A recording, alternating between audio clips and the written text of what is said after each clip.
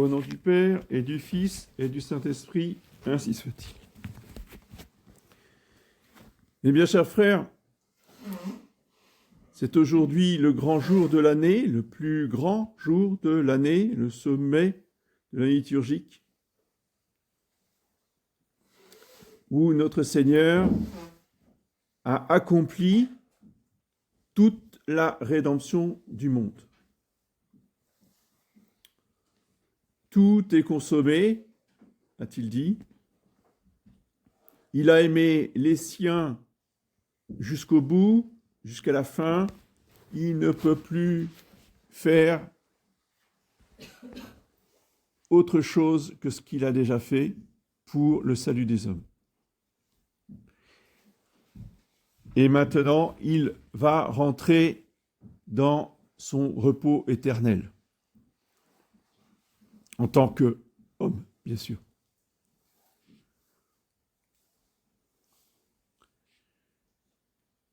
Je rappelle qu'hier, son âme a quitté son corps, car il était mort dans le tombeau.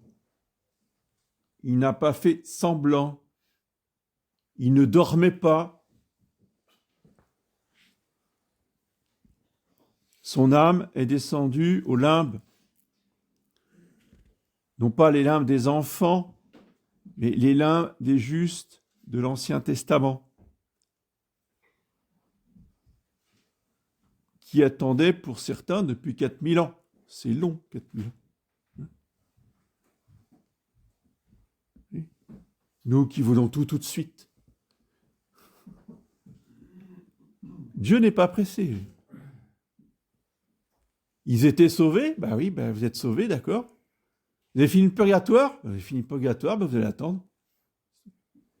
Quand Dieu a décidé qu'il allait naître dans 4000 ans, vous attendrez 4000 ans, et puis c'est tout.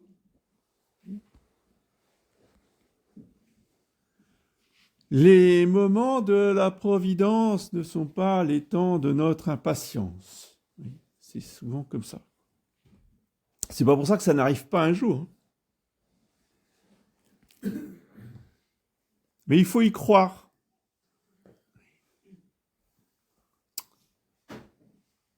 Et la vertu de cette fête de Pâques que nous rappelons à chaque mystère du rosaire, de la résurrection, c'est la foi.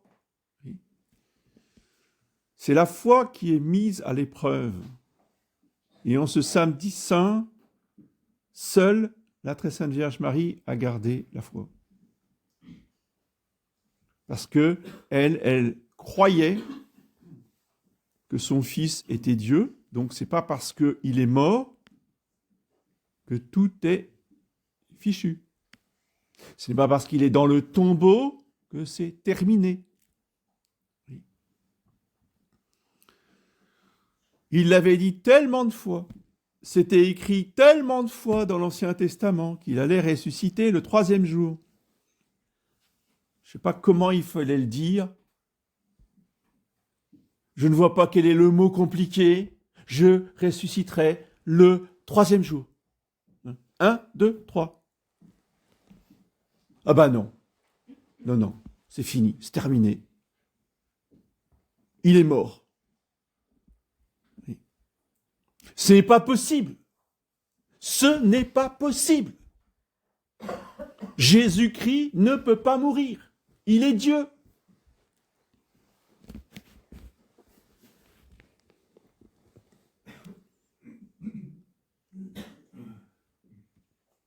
Jésus-Christ est Dieu. Et il est mort. Il est vraiment mort. Mais son corps,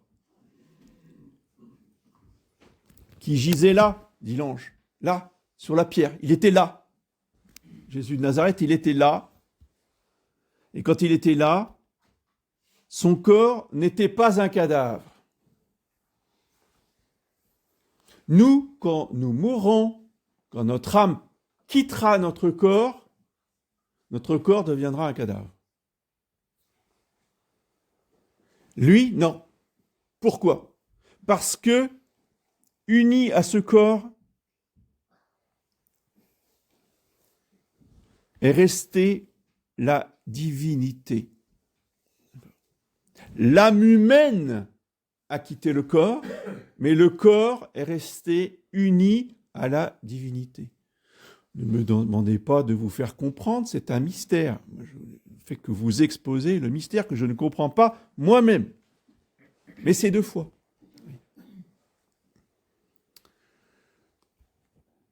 C'est 2 fois parce que Jésus-Christ nous l'a dit, parce que l'Église nous l'enseigne, point.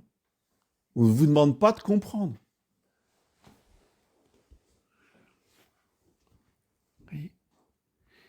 Et les saintes femmes, ce matin de Pâques, ne comprennent pas non plus. Elles ne comprennent pas plus que les apôtres. Nous sommes bien d'accord. Seulement elles sont au tombeau. Elles seules. Les hommes, eux, ils sont à ramasser à la petite cuillère. Ils sont complètement démoralisés. Ce qui ne veut pas dire qu'elles sont dans la joie. Mais elles, au moins, elles vont au tombeau.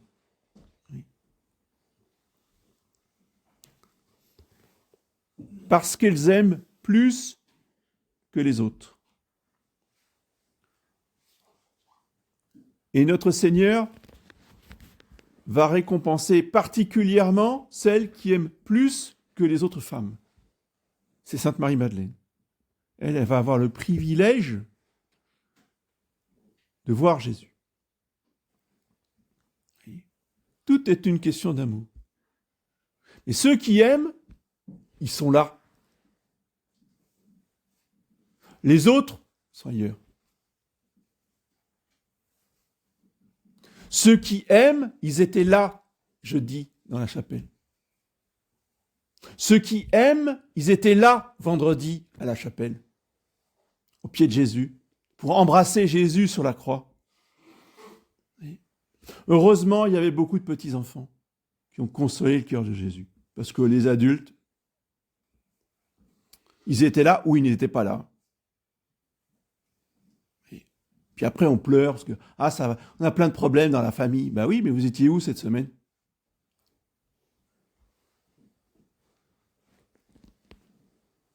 C'est bien de vouloir participer à la résurrection, mais on n'est pas là pour vendredi saint. Hein. Nous, on est là pour faire la fête, c'est tout. Hein. Quand il s'agit de pleurer au pied de Jésus crucifié, il n'y a personne. Enfin, il n'y a personne. Beaucoup de monde n'est pas là. Mais bien, chers frères, la résurrection de l'Église ou la résurrection de la France ne va pas arriver comme ça tout d'un coup. Pof, ça va nous tomber dessus un beau matin. C'est formidable. Non, ça ne fonctionne pas comme ça. Il faut que nous-mêmes, nous fassions ce qu'il faut pour mettre en pratique cet amour de notre Seigneur, cette foi de notre Seigneur. De nous-mêmes. Et alors, nous mériterons d'avoir une France chrétienne. Mais alors attention, parce que, évidemment, une fois que la France sera chrétienne, vous allez travailler le vendredi saint, vous aurez des amendes. On viendra vous fermer votre commerce, votre entreprise, et on vous collera une amende. C'est comme ça que ça fonctionnait dans l'Ancien Régime. Mais il ne faut pas attendre que le chef de l'État vienne, ou la gendarmerie vienne vous coller une amende pour venir le vendredi saint à l'office. Ou pour fermer votre entreprise, ou pour vous poser vos RTT, pour prendre vos dispositions pour être libre le vendredi saint. Alors, ceux qui n'ont pas fait ce qu'il fallait cette année, parce qu'en plus, j'ai oublié, je dis tous les ans, donc je pensais quand même que c'était su. Donc, tous ceux qui ont oublié, pour l'année prochaine, vous faites vos démarches tout de suite, vous y pensez, vous notez sur votre agenda, posez ma RTT le vendredi saint 2027. Et je viens à l'office de l'adoration de la croix. Parce que si nous, on ne fait pas cet effort-là, vous croyez que ça va être la population qui ne croit à rien, qui va faire les efforts qu'il faut? Mais non. Si nous voulons être les ferments, le levain dans la pâte, mais un levain, comme dit saint Paul, de pureté et de vérité, encore faut-il que nous soyons actifs, que nous fassions ce qu'il faut.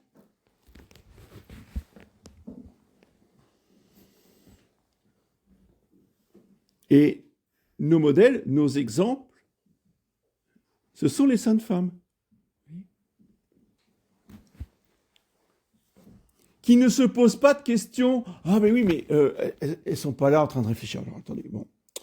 Il y a la pierre dans le tombeau, là. Il va falloir qu'on aille chercher du matériel pour pousser la pierre, etc. Hein? Non. Elles vont directement au tombeau. Elles ne pensent pas à la pierre. Elles pensent à Jésus, elles ne pensent pas à la pierre. Et quand elles arrivent, eh bien, la pierre est déjà roulée. Oui. C'est comme cela que la providence fonctionne. Elle récompense notre foi. Parce que ceux qui pensent à la pierre, comment on va faire pour rouler la pierre, qu'est-ce qu'il va aller rechercher comme engin pour rouler la pierre, eh ben, eux, ils pensent même pas à la pierre. Ils n'ont plus de morale, ils sont complètement écroulés, et ils n'ont plus la foi. Seuls vont au tombeau ceux qui aiment Jésus-Christ, qui ne pensent qu'à Jésus-Christ. Oui. Ce qui doit être notre méditation actuelle. Ne penser qu'à Jésus-Christ, ne penser qu'à l'Église, ne penser qu'au salut des âmes. Et tout le reste nous sera donné par surcroît. Oui. C'est les bonus. Mais l'important, c'est notre Seigneur Jésus-Christ. De faire sa volonté et de le suivre là où il nous dira. En croyant ce qu'il nous dit. Ce leitmotiv, je répète chaque année, mais répétera jamais assez, qui justement est à l'envie répété et répété dans la liturgie d'aujourd'hui. Sicut dixit, resurrexit, sicut dixit. Comme il l'avait dit. Combien de fois je vous l'ai dit? Mais on n'écoute pas. Ça, c'est le problème des hommes et des femmes, des êtres humains. On n'écoute pas. Oui, on a entendu, mais on n'écoute pas. Et encore, comme on n'écoute pas, on ne croit pas.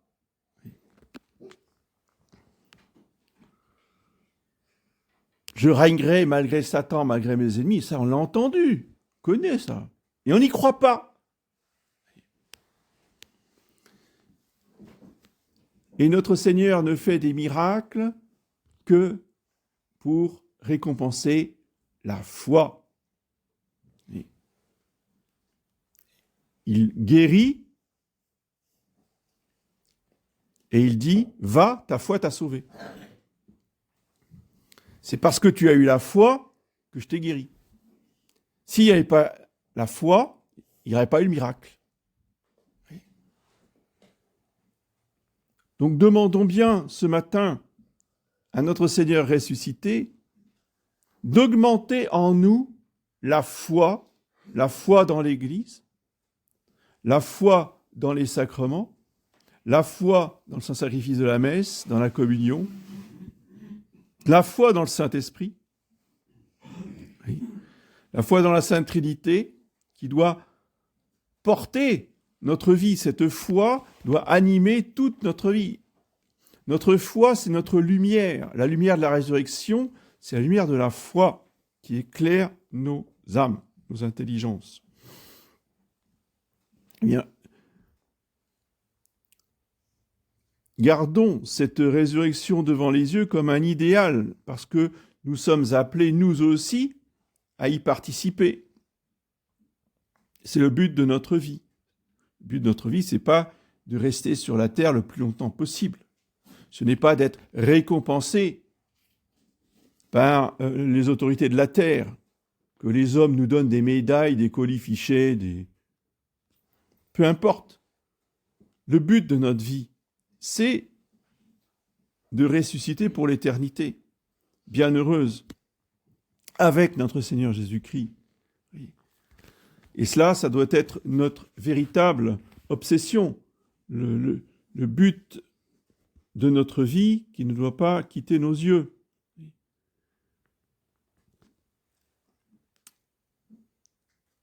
Et ce but doit nous porter, doit nous donner de l'énergie, parce que la résurrection de Jésus-Christ, c'est une source d'énergie spirituelle absolument phénoménale.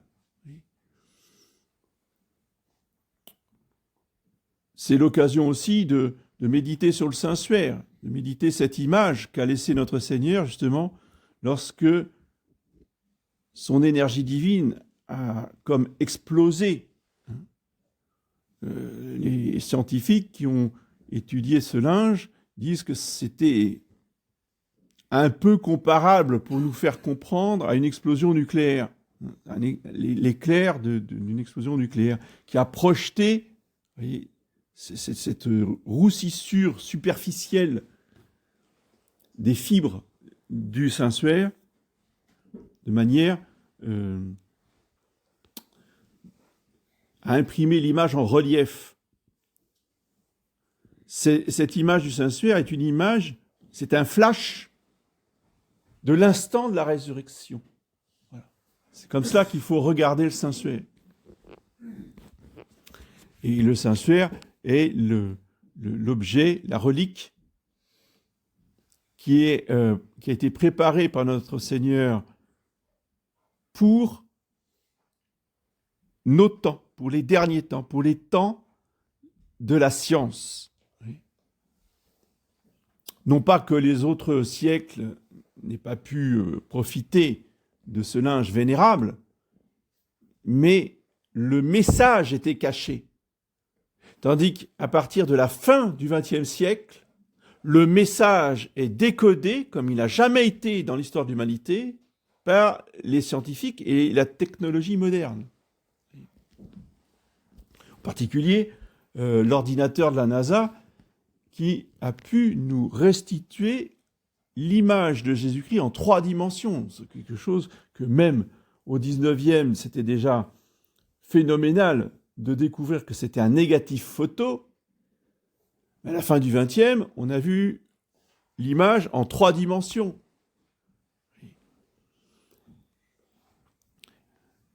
Sachons utiliser tous ces enseignements, toutes ces démonstrations sur le Saint-Suaire pour faire connaître autour de nous, surtout à ceux qui doutent, à ceux qui ne savent pas trop, à ceux qui ont une foi chancelante. Bien, montrons-leur le Saint-Suaire avec toutes les explications qui vont avec. C'est la relique pour notre temps, afin de nous faire croire et adorer Jésus ressuscité. Bien sûr, la très sainte Vierge Marie est là pour nous aider avec le Saint-Esprit à méditer tout cela et à le mettre en pratique, à soutenir nos genoux chancelants. Oui. L'avenir proche n'est pas forcément radieux. Il va y avoir des épreuves, c'est obligé, on ne peut pas sortir de ces situations sans épreuves, sans souffrance. On vit trop dans le luxe, le confort et les plaisirs pour qu'on s'en sorte sans dommage. Mais justement, pour pouvoir surmonter les épreuves à venir, eh bien, à nous de garder dans nos cœurs Jésus ressuscité, de lui parler, de communiquer avec lui tous les jours, du matin jusqu'au soir, qu'il accompagne toutes nos journées.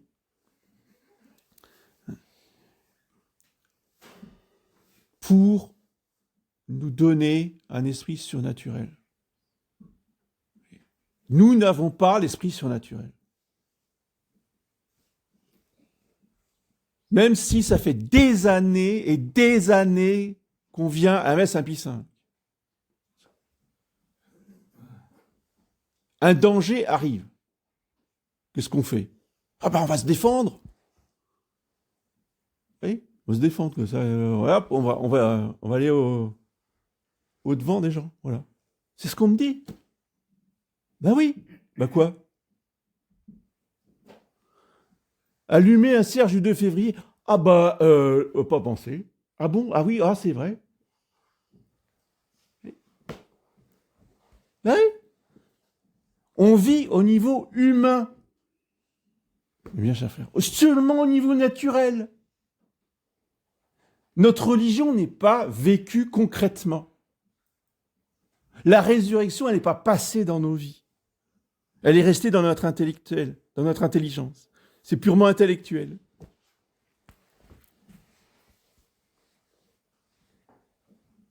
Il y a un danger, on allume un cierge du 2 février. On prend son chapelet. On prend un crucifix avec une médaille Saint-Benoît. On met sur chacune de ces fenêtres les petites images du Sacré-Cœur pour protéger toutes les ouvertures des maisons. Eh bien, chef. On sait ça depuis 30 ans. C'est ça qui nous protège. C'est ça qui va protéger nos maisons. C'est pas le fait d'aller se défendre.